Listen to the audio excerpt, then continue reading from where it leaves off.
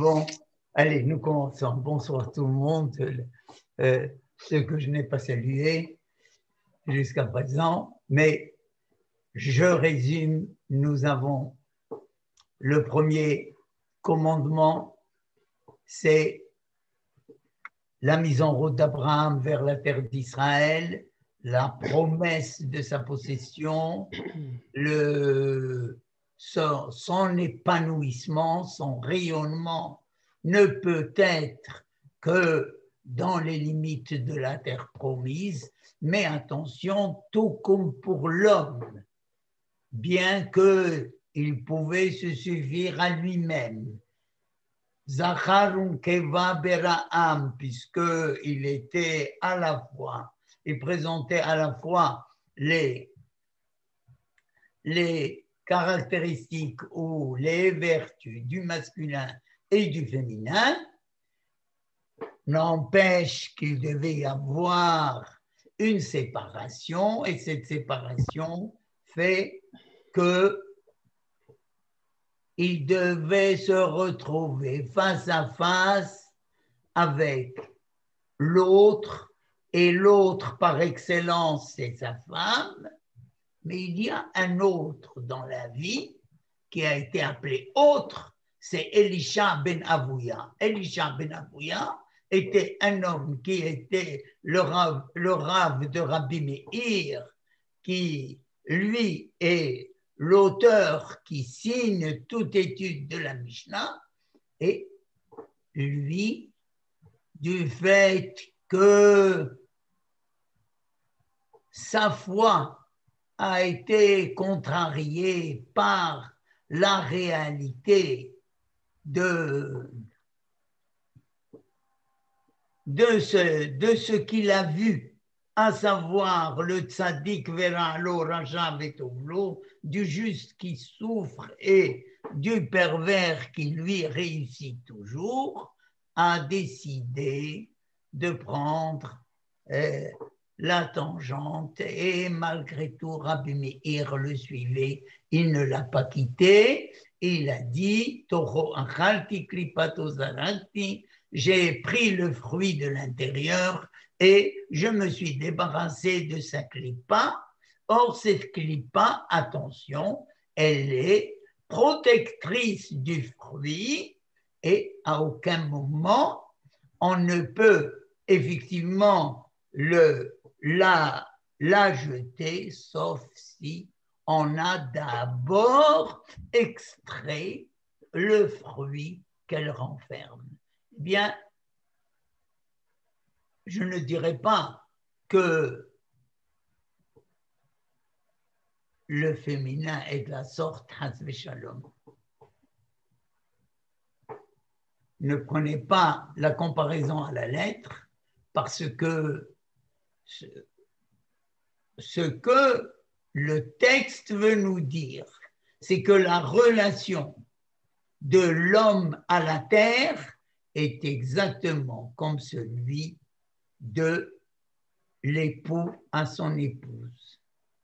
Et c'est la raison pour laquelle le premier acte d'Abraham, c'est Vayet Aholon, nous avons dit qu'il adressait l'attente de sa femme en premier lieu, et c'est la femme qui est l'enjeu de son installation et en même temps de son exil, parce que là aussi, et c'est là que le bas blesse, et la clipa devient l'Égypte, qui est à la limite de la terre de Canaan promise à Abraham, mais cela ne veut pas dire que le peuple, de la même manière, l'autoveyota Adam lebado, que l'homme ne peut pas se vivre seul, le peuple juif ne peut pas se replier sur lui-même en dehors des autres nations. Qu'on le veuille ou non, les circonstances décideront, bon gré, mal gré, qu'il accomplisse une mission à l'extérieur d'Israël, en phase d'exil, et celui qui va le sauver de cet exil parce que il conservera sa fidélité totale, entière à son alliance, à sa source, à ses origines. C'est le féminin, c'est pour cela que le texte finit que lorsque Abraham est remonté d'Égypte, et ce que grâce à Sarah qui n'a pas laissé Paro décider de son destin, et lorsque la femme défend son droit dans l'absolu, eh bien, elle gagne sur tous les plans. Et elle bénéficie, elle jouit pleinement de l'aide de Dieu. Et tout ce que Abraham obtient, c'est Al-Devar Sarai Eshet Abraham, c'est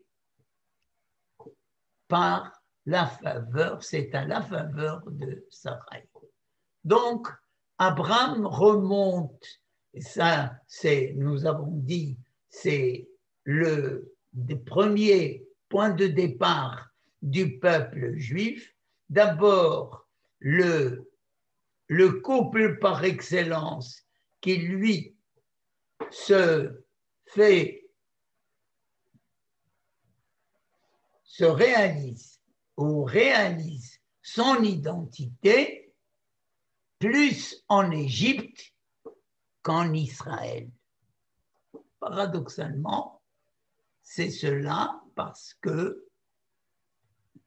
on a beaucoup de choses à partager avec le monde extérieur, mais nous ne devons pas tout prendre. Et c'est ce qu'aujourd'hui on voit, puisque nous avons pris de tout, que ce soit un juif français, polonais ou russe, ou américain, ou anglais, ou marocain, ou tunisien, chacun est venu avec une part de culture. Il y a beaucoup à prendre et beaucoup à laisser.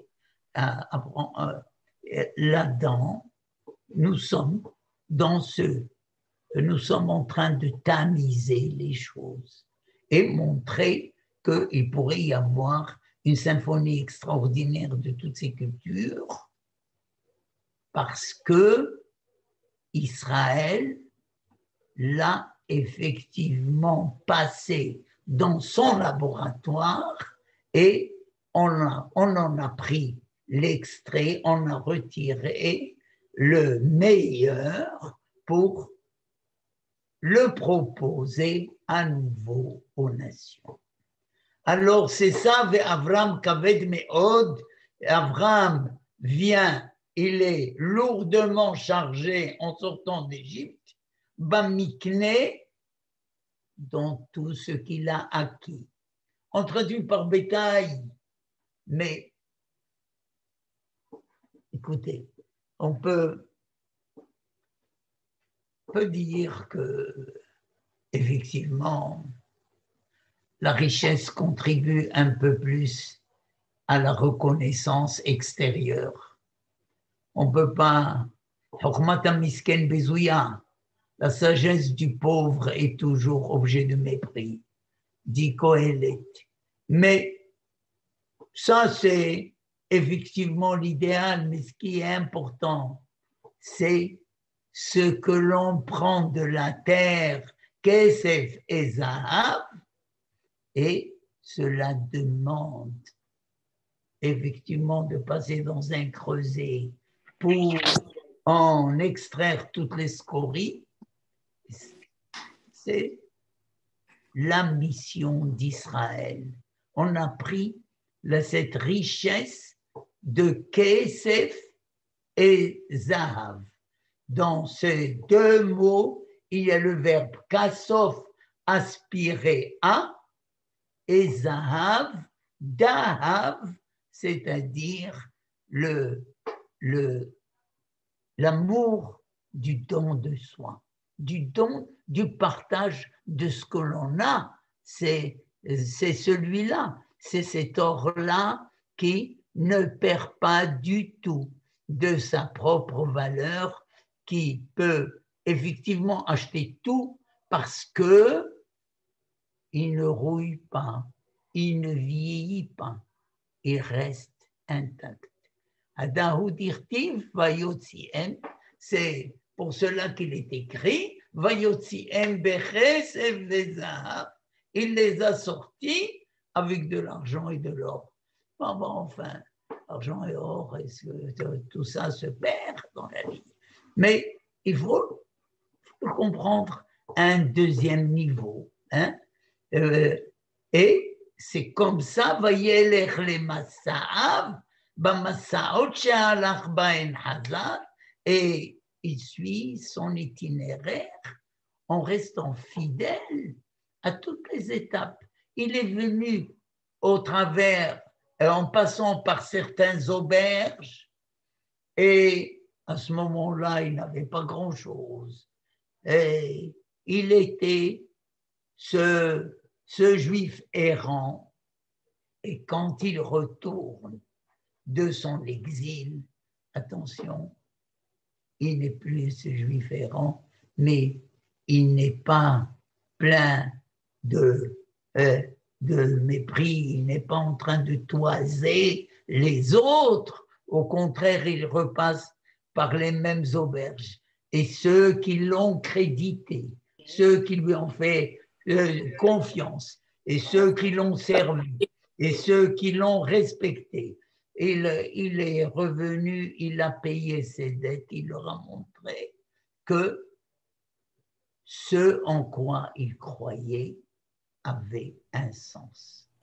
Et c'est pour cela que Rabbi Elazar dit Halach lifroa akafotav. Il est retourné sur ses pas pour payer ses dettes. Oui, nous avions des dettes en quittant le pays, des lacunes d'une mission inaccomplie.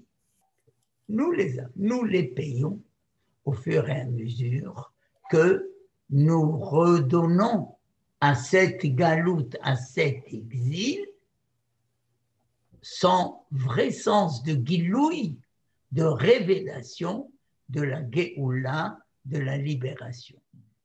Donc, ça, c'est la première ou la deuxième épreuve d'Abraham. La première était celle de quitter tout pour se rendre en terre promise. La deuxième, c'est celle de l'exil, inhérente même à la promesse de la terre d'Israël. Mais voilà que la brèche première se fait au sein de la famille d'Abraham. Vegam lelot haolech et Avram, Lot qui a suivi le même itinéraire de son plein gré avec Abraham. Lot était orphelin et Abraham l'a pris en charge parce que Lot en a exprimé le désir. Il ne l'a pas contraint. Gamle Lot haolech Abraham, il avait donc cet élève, c'est ce membre de la famille qui reste fidèle ou qui est plutôt attiré par cette voie d'Abraham et il bénéficie de tous les biens. C'est avec lui que Abraham partage tout. Mais l'autre, il s'avérera qu'il n'est que le voile d'Abraham. que le masque d'Abraham. Il ressemble étrangement à Abraham. Tout ce que enseigne Abraham, la religion de Lot également l'enseigne. C'est à peu près la même chose dans les aspirations morales, même si dans les pratiques, ça reste approuvé. Lot, comme son nom l'indique, est un voile. Mais Lot est aussi une malédiction. Oui, une klala. C'est le deuxième sens, mais paradoxalement, Lot, sa valeur numérique, est celle de Adam. Donc, il a une dimension d'Adam en lui. La valeur de Adam, Aleph Dalet Mem, est égale à 45, et l'autre, 30 plus 6 plus 9, égale 45. Mais, de la même manière que toute lumière projette une ombre, à partir du moment où elle se réfléchit sur un objet à l'extérieur, eh bien, Lot était l'ombre d'Abraham. Et le Midrash dit,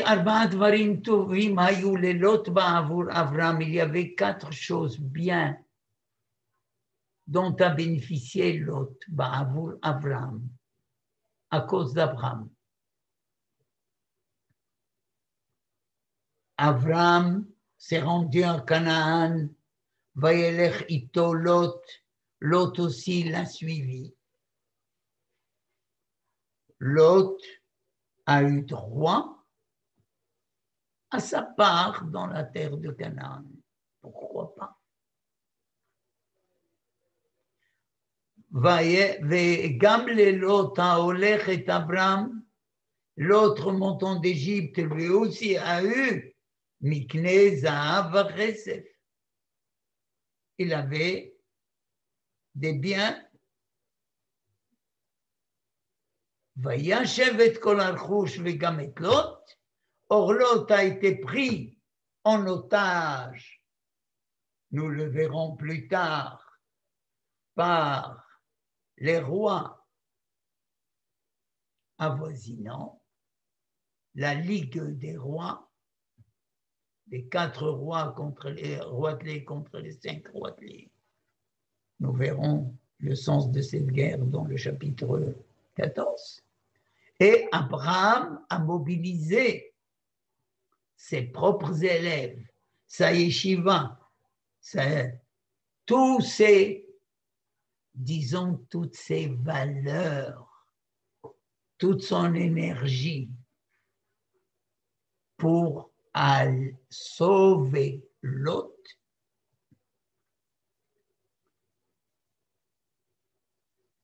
Et il l'a ramené avec tout son bien.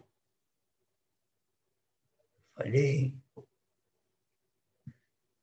véritablement avoir un sens aigu de la famille pour que Abraham s'aventure à engager le combat contre 4 roitelets, contre les 5 roitelets, pardon, pour ramener son neveu Lot, alors que celui-ci dès qu'il s'est enrichi, il a réclamé son indépendance. Il ne voulait plus vivre sous la tutelle du maître. Il allait fonder son propre État, disons sa propre chapelle, sa propre institution, et et où il va s'installer? Nous verrons à la porte de Sodome. Qu'est-ce qu'il attire là-bas? Kegan Hashem ke Eretz Mitzrayim. La porte de Sodome, Sodome est comme la ville, comme le jardin de l'Éternel, donc ça lui rappelle un jardin d'Éden. Que Eretz Mitzrayim, où se situe ce jardin d'Éden? Comme la terre d'Égypte, en terre d'Égypte. Peu importe. Voilà que Lot, étant donné que l'attrait est resté superficiel et qu'il n'a pas intégré toutes les valeurs de Abraham en profondeur, parce que c'est comme ça, vous savez. Dans la paracha de cette semaine, il y avait particulièrement le chapitre de la manne où il fallait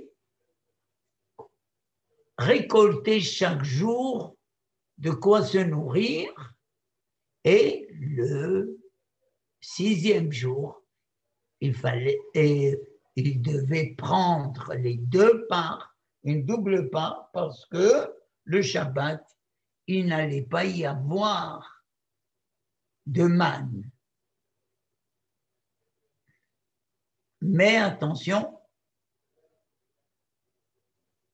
ce chapitre est introduit par une loi qui dit, ou Akadosh Baruch Hu lui-même dit, le ma'an anasenu hayelech betorati emlo. Je vais par là même le mettre à l'épreuve et savoir s'il va suivre ma voie ou non. Il y a là un élément pédagogique important. Comment mettre à l'épreuve un peuple? Tout simplement par le fait qu'il va récolter la manne, sa ration journalière, sans en abuser, et sans chercher à garder pour le lendemain, à le stocker. Il devait se suffire de ça. Mais que le 6e jour, il allait de lui-même, parce que quand Moshe a transmis au peuple la volonté de Dieu, il lui a dit, vous savez, la manne va descendre chaque jour rationnellement, mais il ne faudrait pas prendre plus qu'il n'en faut. Malgré tout, il y a eu 2 personnes qui ont transgressé l'ordre et ils en ont stocké pour le lendemain. Moshe a été contrarié, bien que cette manne ait produit des vers et ses pois. Mais Moshe n'avait pas transmis au peuple il fallait prendre une double part le vendredi. Et le peuple, c'est de lui-même qu'il a compris qu'étant donné que Akadosh Baruch Hu leur a déjà instauré le Shabbat, parce que le Shabbat a été instauré déjà aussitôt après la sortie d'Égypte, il était de mise même avant la sortie d'Égypte, mais il est devenu une institution. Après la sortie d'Égypte, même ils ont pris une double part, et cette fois,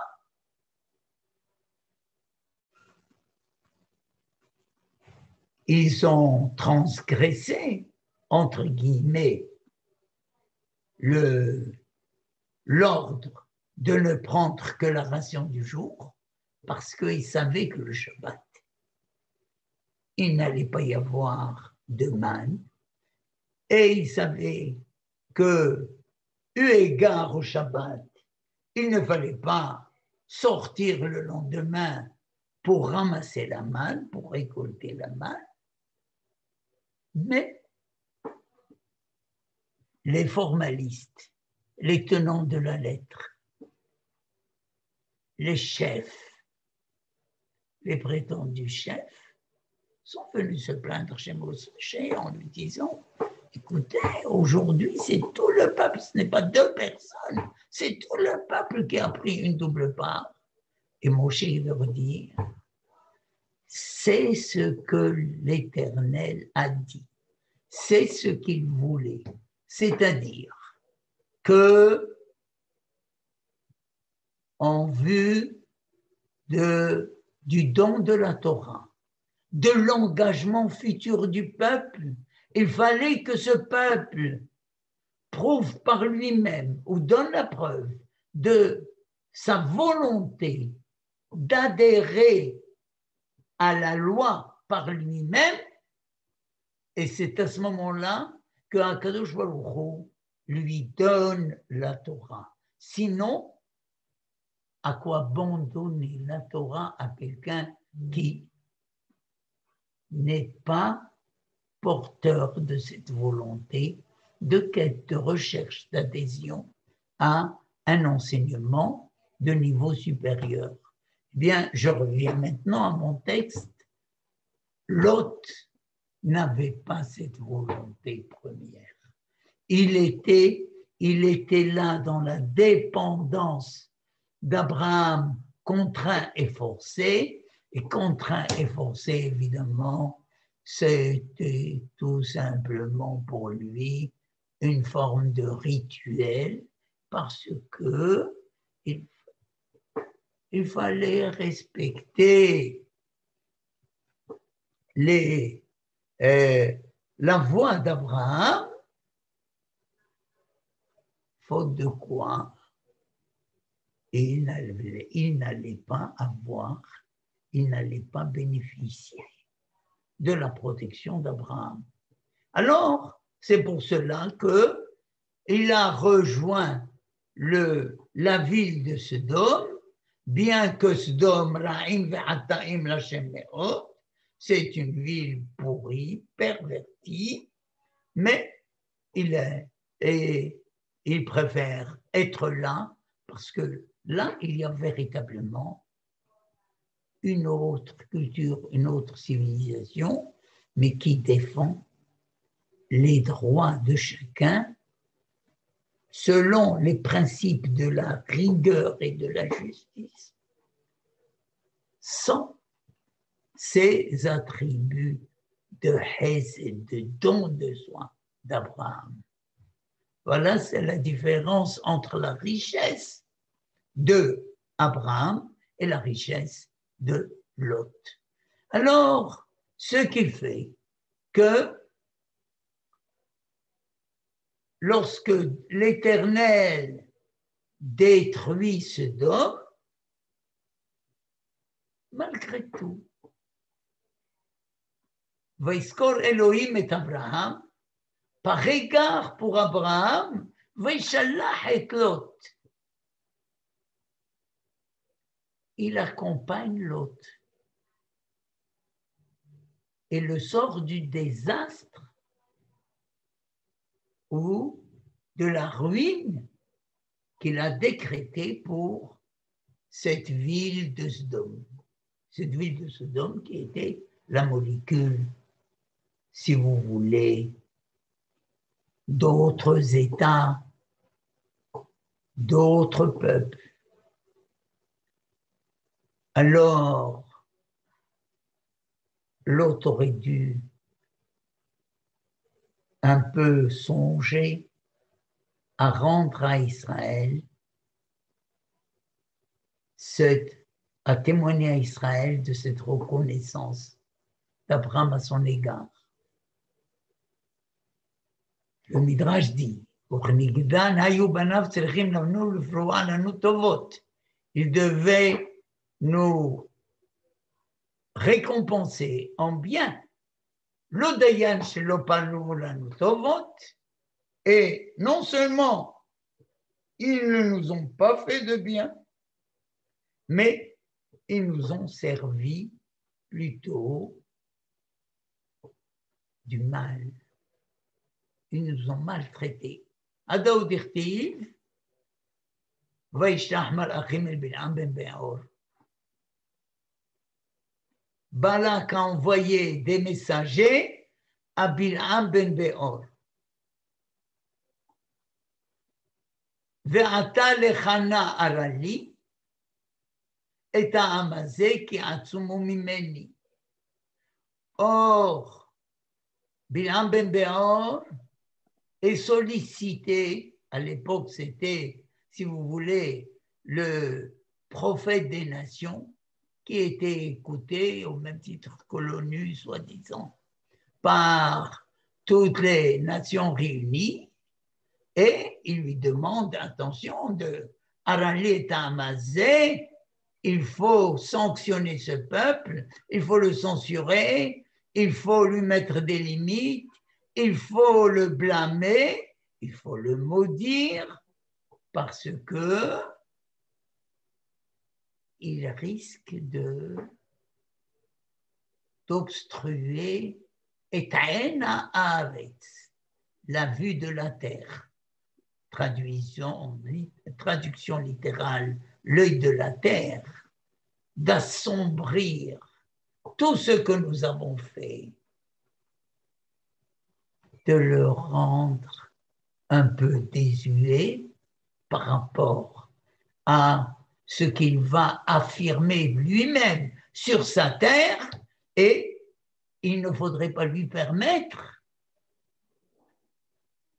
de devenir indépendant. Il faudrait qu'il le reste, il faudrait qu'il reste sous notre coupole. Or, Moab, c'était qui? C'était l'enfant, le fruit de l'inceste de Lot et de ses filles.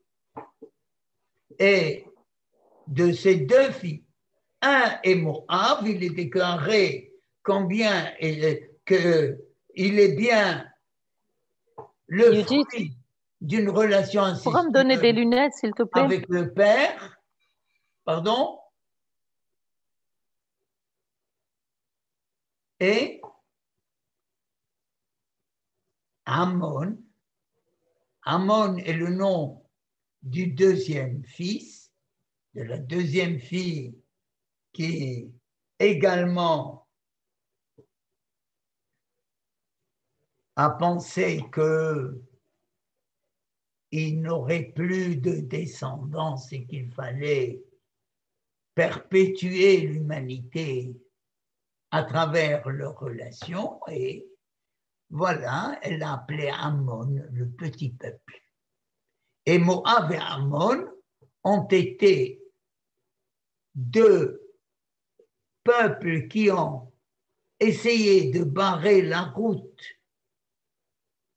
au retour des Bnei Israël dans la terre promise, en leur servant ni pain ni eau, en les affamant, et c'est la raison pour laquelle la Torah a décidé Lo yavo Ammoni ou Moavi bikal Hashem adolah, que aucun Ammonite, aucun Moabite, il ne peut intégrer le peuple juif à jamais.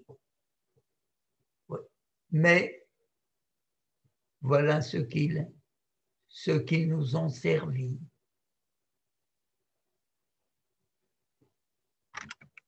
Non seulement Balak a appelé Bilam, a fait appel à Bilam pour nous blâmer. Ammon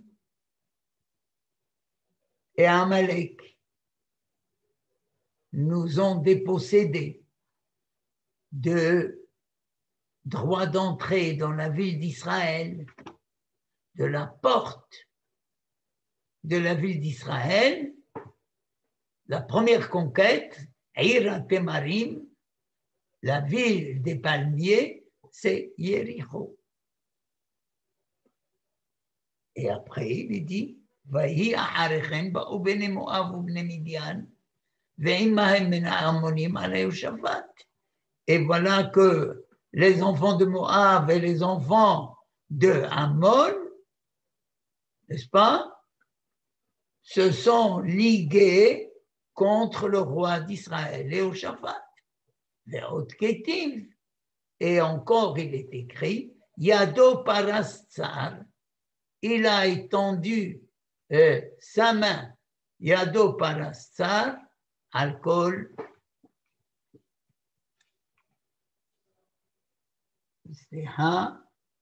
Vous m'avez privé du texte sur le tableau, alors je suis en train de Yado Parastsar alcool Mahamadéa, sa main, la main, il a l'oppresseur, l'a tendu alcool Mahamadéa. Vous savez, tsar, quelle est la différence entre tsar et oyev? Tsar est un oppresseur, c'est-à-dire qu'il n'a pas de raison de sa haine, de ses persécutions. C'est pour lui le juif le dérange. Tandis que Oyev souffre d'une jalousie morbide.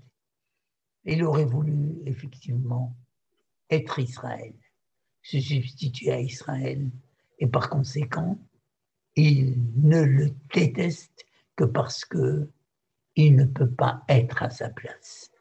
Yado Parastsar al-Kol Mahamadéa, sur tout ce que l'oppresseur a mis la main sur tout ce qui lui est cher, ce qui est cher au peuple juif,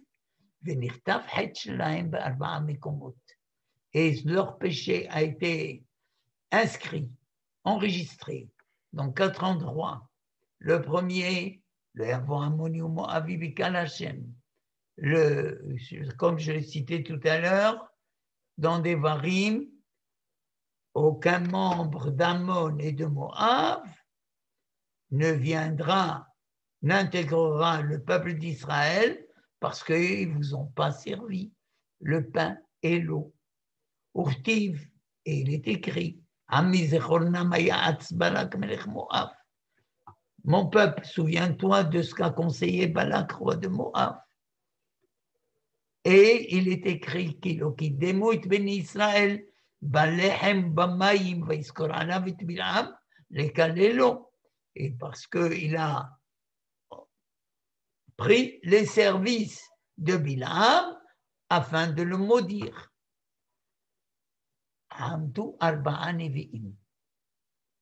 Et 4 prophètes se sont levés. Ve'atmu Gzar Dinam. Et ont scellé le verdict de ces peuples. Elohim, Yeshaya, Yirmiya, Tzfania et Hezkel. Et écoutez, je ne vais pas m'attarder dessus, mais les prophéties de Yeshaya, Massa, Moab, ils ont fait une prophétie particulière d'entre tous les peuples sur Moab, qui belel Shuddat Ar Moab Nidma, qui belel Shuddat Kir Moab Nidma, c'est que tout le bastion de Moab allait être en ruine, être réduit au silence. Irmeya Amar, Irmeya lui-même a dit,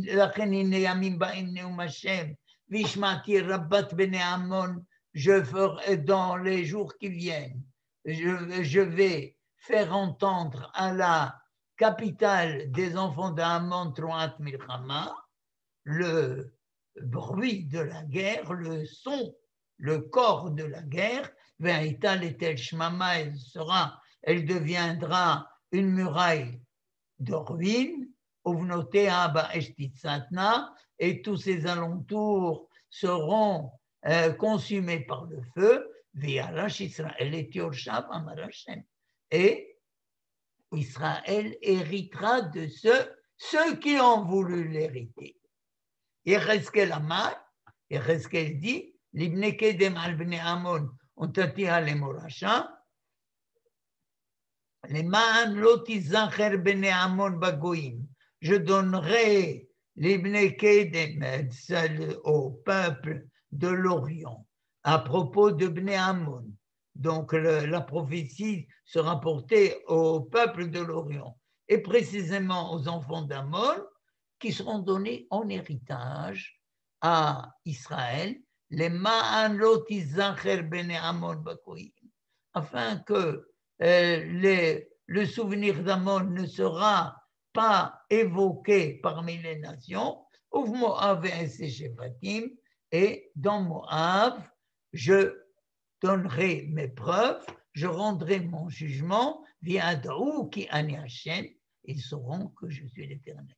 Tzefania Amar, Tzefania dit, Lachen hay ani neum Hashem, Tzevaot, Elohei Israël, ki Moab ki Sdom tiye, ubne Amon ka'amor. Et que par ma vie, dit l'Éternel, Tzevaot, Dieu d'Israël, Moab sera comme Sdom, Ubne Amon, et les enfants d'Amon, Ka'amora, retour à la case départ, et c'est donc les effets néfastes de cette alliance artificielle qui a été voulue, acceptée, agréée par Abraham, et qu'il a défendu jusqu'au bout par son esprit de tolérance et qui s'est retourné contre Israël par la suite. Mais elle ne s'est pas totalement retournée contre Israël par la suite. On nous dit, attention, il y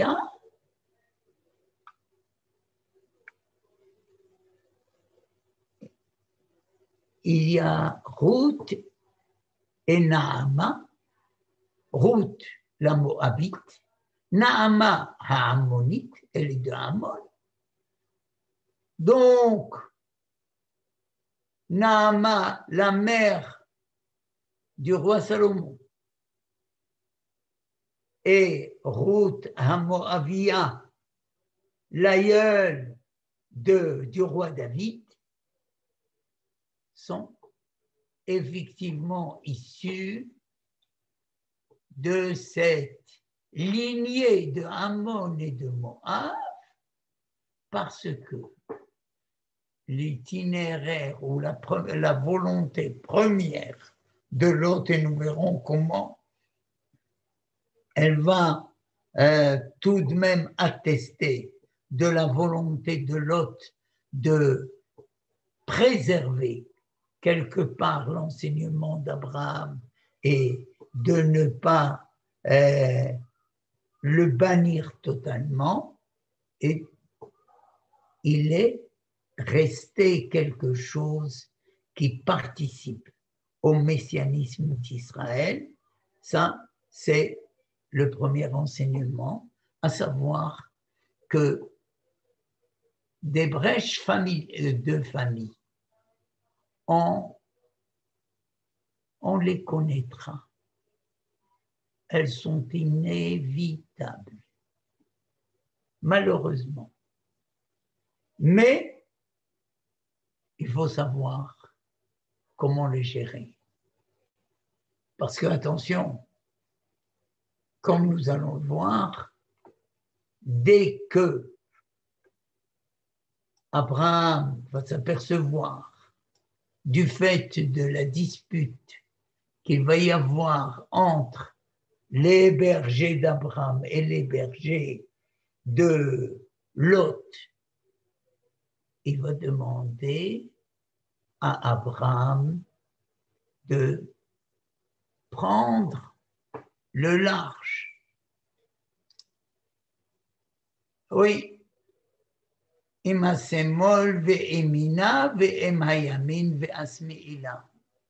je resterai toujours à la droite et toi, tu resteras toujours à la gauche. C'est pas si tu vas à droite, je vais à gauche, et si tu vas à gauche, je vais à droite.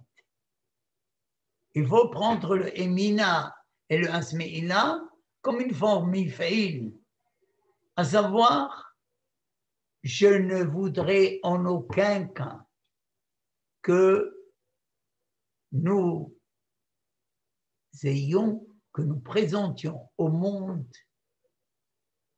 une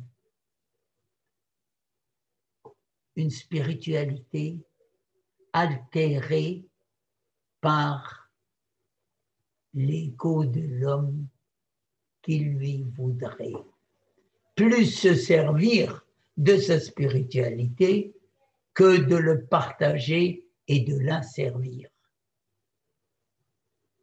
C'est un enseignement de grande valeur à la source qui n'a pas perdu à ce jour. Je dirais, c'est relents.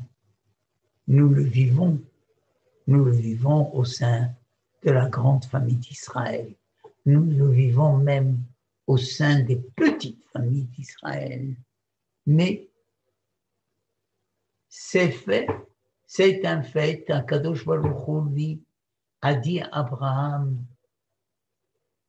moi, si tu restes avec lui et que tu hypothèques l'avenir de la terre promise par sa présence à tes côtés, parce que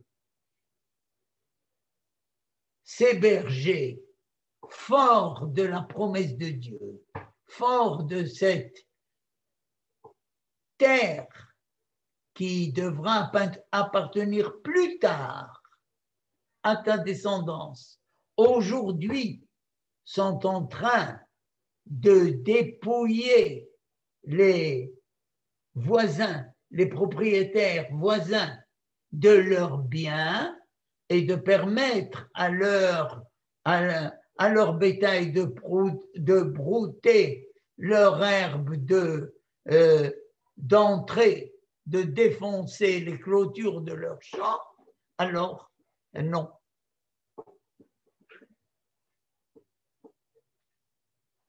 Abraham a senti que l'esprit qu'il portait en lui, cet esprit d'élévation, cet esprit qu'il inspirait, sa source d'inspiration, parce que vous savez, je le dis et je redis, quelquefois, c'est notre âme qui est en quête de Dieu, mais des fois, c'est Dieu qui est en quête de l'homme. Il s'agit tout simplement de voir, il y a des moments où c'est Dieu qui nous cherche. Il y a des moments où c'est nous qui le cherchons. Quand nous le cherchons, alors nous sentons ce transport de notre âme qui vient de l'intérieur. Quand il nous cherche, nous sentons ce transport de l'âme qui vient de l'extérieur. Mais quand nous n'avons pas ce transport de l'âme, ni de l'intérieur ni de l'extérieur, alors nous sombrons dans le quotidien, dans le répétitif. Il n'y a aucune nouveauté dans la vie pourvu qu'on survive. C'est la situation que Abraham ne veut pas, c'est là qu'il sent que Dieu l'a quitté, que l'esprit de Dieu l'a quitté. Alors, quand il sent que cet esprit de Dieu l'a quitté, alors il dit, non, je ne vais pas continuer à vivre à tes côtés parce que tes directives ou tes prétentions ou ta façon d'interpréter la parole de Dieu dans le quotidien, elle est contraire au principe de la morale et nous ne pouvons pas vivre avec. Au nom du nationalisme, rien ne se justifie. Tout se justifie au nom d'une morale, au nom d'une spiritualité intense dans le respect et l'amour de tout le monde. Le moment n'est pas venu pour s'accaparer de la terre Kilo Shalem Avona Emuriadena, les habitants ne peuvent pas être, Dieu lui-même l'atteste, ils ne peuvent pas être délogés du jour au lendemain de leur terre parce qu'ils ne méritent pas à ce jour leur déplacement ou leur transfert, entendez-le comme vous le voulez, mais il faut voir si véritablement il n'y a aucune possibilité d'intégration de ces formes de culture et si on a épuisé toutes les possibilités de prise de possession de la terre dans les conditions voulues, au moment voulu, selon les principes mêmes de la Torah. Alors, mais seulement, on aurait pu dire, donc, il faut se séparer. Même ça, même cette séparation est par la suite condamnée par Akadosh Baruch Hu, parce qu'il se dit, mais avec tout le monde, il est en train de trouver des compromis, Abraham. Rien qu'avec son neveu qui ne trouve pas de compromis, qu'il n'a pas essayé de trouver, de le convaincre autrement. Pourquoi ne l'a-t-il pas fait jusqu'au bout? Alors qu'il va défendre et il y aura effectivement une reprise. Bref, je vois que l'heure file et je vais devoir répéter ce que le texte veut nous dire, que ce voile à l'intérieur d'Israël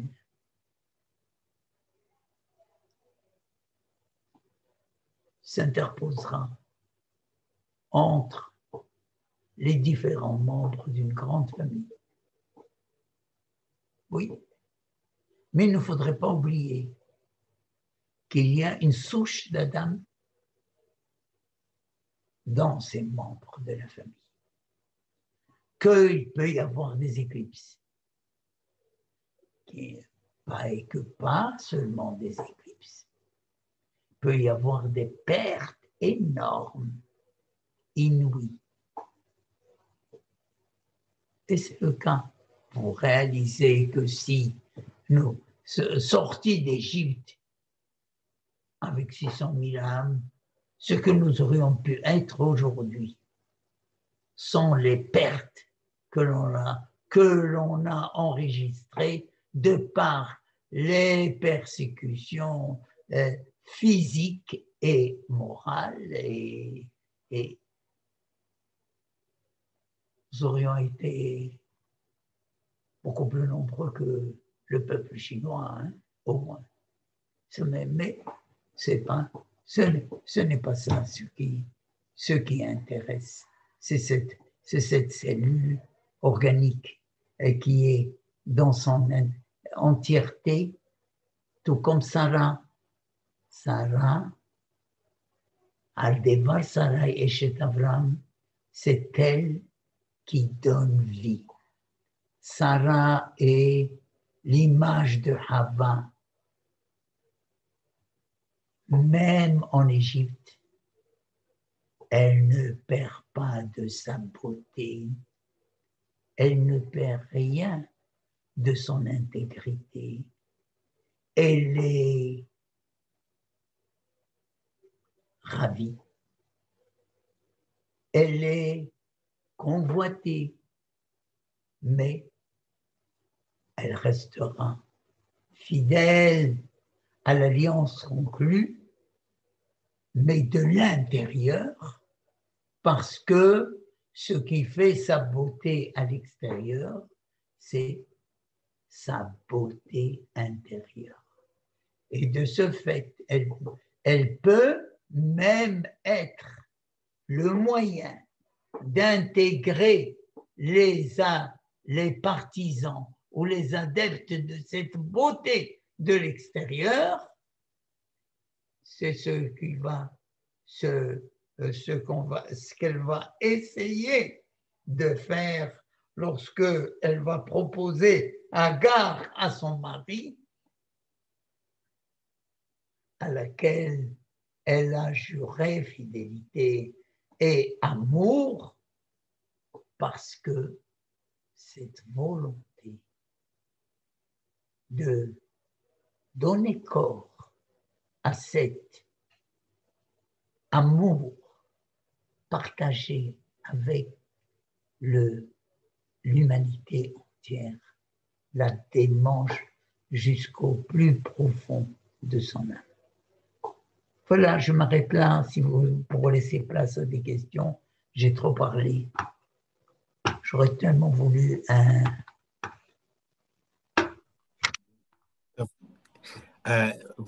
une participation active, même au cours, quelquefois. Peut-être je donne des idées qui vous choquent, mais vous pouvez m'interrompre, hein, vous me le dire, il vaut mieux. Une petite question, en fait, au niveau de Lod, est-ce qu'on peut dire aussi que quelque part, il n'avait pas eu de Sarah, de femme pour l'équilibrer, pour le contrebalancer, et qu'il y a aussi une richesse qui lui arrivait et qui peut-être, selon votre récit, qui lui a un petit peu fait perdre la tête, en fait, puisque c'est au moment où il reçoit les Tson, les Bakar, et c'est quand il revient d'Égypte, que le matériel ou l'apparence, visiblement, prend le dessus. Et puis, est-ce qu'on pourrait dire aussi qu'il est plus difficile de convaincre quelqu'un qui pense savoir que quelqu'un qui ne sait pas du tout. Quand on dit qu'Avram avait plus difficile avec Lod qu'avec les étrangers, parfois il est plus difficile de convaincre quelqu'un qui pense savoir que quelqu'un qui ne sait rien. Tu as raison, c'est juste. C'est juste. Pourquoi il n'y a pas de... Pourquoi Lod n'a pas... On ne parle pas de la femme mais de la femme de Lot, nous n'avons qu'un détail important, c'est celui de cette nostalgie du passé, qu'elle n'a pas pu effectivement surmonter. Nos sages se sont demandé qui passe à côté de la statue de Lot, la statue de celle de Lot. Qu'est-ce qu'il doit dire? Baruch Dayana Emet, comme lorsque on entre par exemple dans un cimetière. Béni soit le juge de la vérité.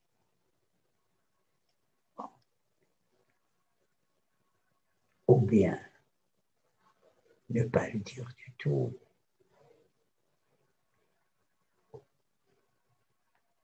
On verra. Il me semble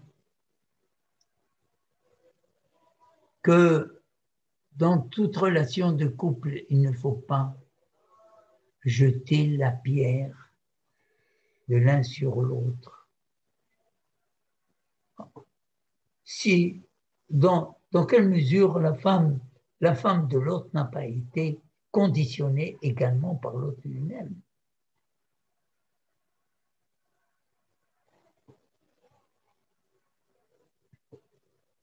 Parce que, et nous l'avons déjà dit, la relation de l'époux à épouse passe par 4 stades. Celui de Ish et Isha,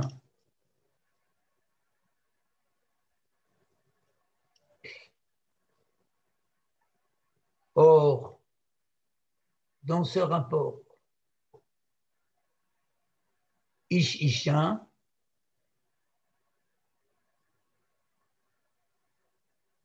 il y a cette notion première de Baal.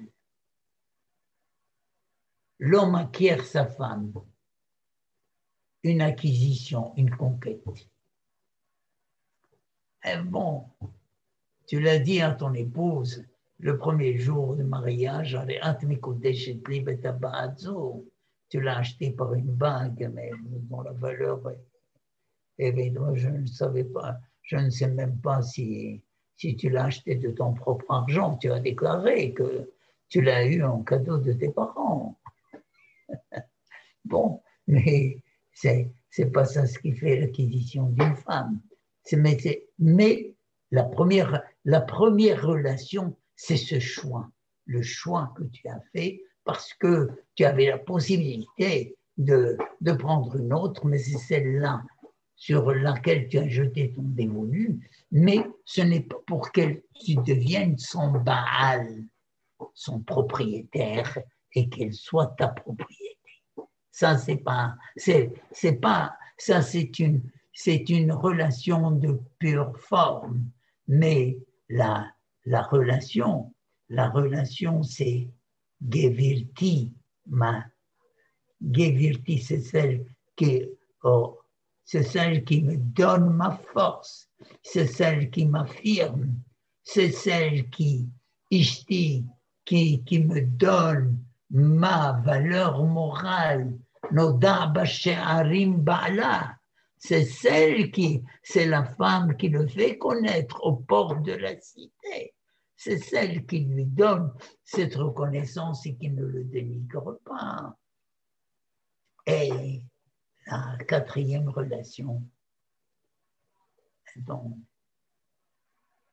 l'Ozaz Mehabeva, dit le texte, dit le Midrash, il ne cesse de l'aimer, Achikarala, Imi, il l'appelle ma mère, Ima. Elle a mérité cette substitution de l'être qu'il a mis au monde, qu'il a enfanté. C'est merveilleux. Et quel respect, quelle affection en vous à la maman. Et aujourd'hui, c'est l'épouse qui le mérite. Quand la maman a quitté ce monde, bien sûr. Voilà. D'accord. Autre question? Bon. Alors, c'est bien. Bezat Hashem, à la semaine prochaine. Merci beaucoup, Rav Ben-Izri. Voilà. Merci beaucoup. C'était vraiment formidable. On vous revoit la semaine prochaine. C'est super, comme d'habitude.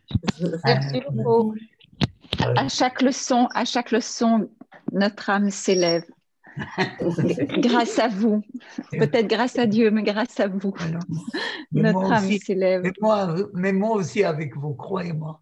Mais on sent tout cet amour. Toute votre transmission est amour et on sent tout cet amour. Et c'est ça qui est tellement émouvant et extraordinaire, vraiment. Mais je peux revenir sur quelque chose, excusez-moi. Oui. Parce que là, elle a dit notre âme s'élève. Et alors là, vous avez dit qu'il y a des moments où Dieu nous cherche. Et alors Dieu nous cherche. Et alors, nous, on ressent un appel, c'est ça? Et on reçoit quelque chose? Oui. Écoutez, c'est écrit en toutes lettres dans Shir HaShirim.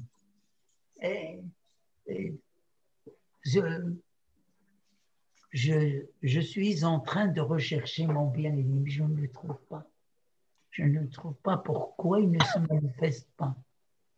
Or, lui, il est en train de m'épier par les interstices du rideau de la fenêtre. Mais c'est une harakim. Et tout à l'heure, et voici qu'il frappe à ma porte.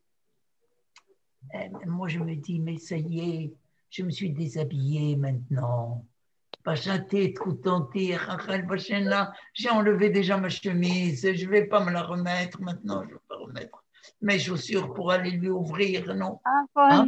Et puis bon, elle se dit, allez, je vais faire cet effort, mais quand elle a décidé, Dodi Hamakavar, mon bien-aimé, il est déjà parti. Elle ouvre la porte, il est là. Voilà. Bon, Merci. très bien. Intéressant. Jamais, nous avons ces moments.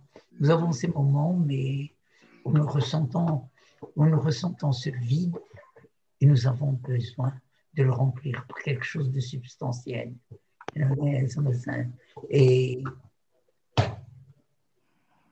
Et là, on ne trouve pas de réponse. Et c'est la raison pour laquelle moi je le fais. Il faut toujours s'accrocher à un maître. Exactement. Ça donne de la force et voilà. Et de l'optimisme. Oui. Oui. Mais seulement, il faut le trouver. Il faut toujours le trouver parce que tout le monde ne peut pas revendiquer cela. Et puis, il n'y a pas que les goûts et les couleurs qu'on ne discute pas. Même le maître aussi. Ok. Allez. Allez, bonne soirée. Merci. Bonne soirée. Merci beaucoup. Merci Merci. beaucoup, Shavua Tov. Merci beaucoup. Shavua Bonne Tov. soirée à tous. Au revoir. De toute façon, on peut observer à quel point un monde sans spiritualité est un monde en perdition. Ne désespère pas. Ah non, c'est juste un constat, ça ne me concerne pas. Ça ne me concerne pas. C'est un constat. Comme une âme de poète, conserve-la. Merci. Voilà. Shavua Tov à tous. Allez, au revoir. Shavua Tov et bon À la semaine déconfinement. prochaine. Bye bye. Merci beaucoup. Au revoir. Au revoir. Au revoir. Au revoir.